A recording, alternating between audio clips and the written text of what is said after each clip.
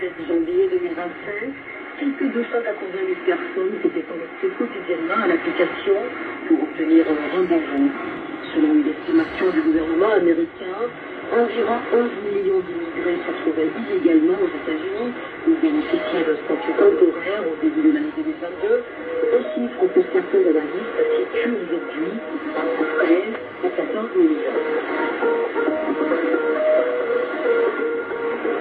Des millions d'utilisateurs américains de TikTok qui tournent vers le nouveau président Donald Trump. Ce dernier a donné son 15 jours à la société mère chinoise de l'application ByteDance pour conclure un accord avec l'acheteur américain. Un reportage de Matt Ziegler repris par Lionel Gagnon. L'un des premiers actes du président Donald Trump après sa prestation de serment lundi a été la signature d'un décret accordant aux propriétaires chinois de l'application des médias sociaux TikTok un délai supplémentaire de 75 jours pour trouver un acheteur américain, faute de quoi il serait interdit dans le pays. Le président Donald Trump.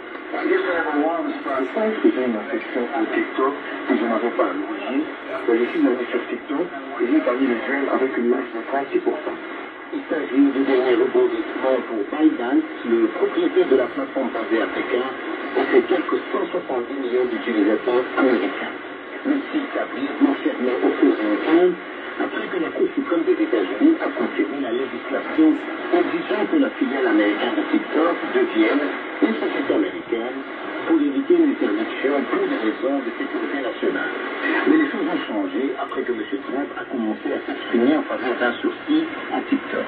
Le PDG de TikTok, Shou Chen, a assisté à l'investiture de M. Trump, l'a remercié dans une vidéo publiée vendredi.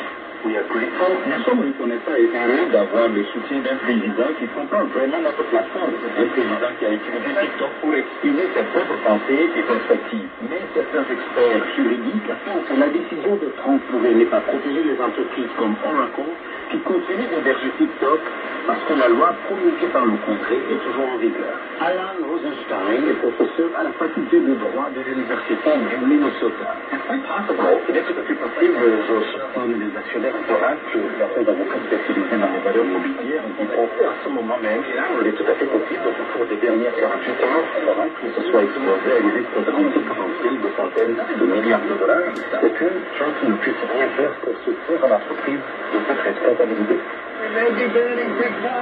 Lors de son dernier mandat, Trump avait cherché à interdire TikTok en raison d'allégations selon lesquelles le service pourrait partager les données d'utilisateurs américains avec le gouvernement chinois. En réponse aux questions des journalistes, le président a proposé une nouvelle solution, que le gouvernement américain soit propriétaire de TikTok. Je peux imaginer un accord où les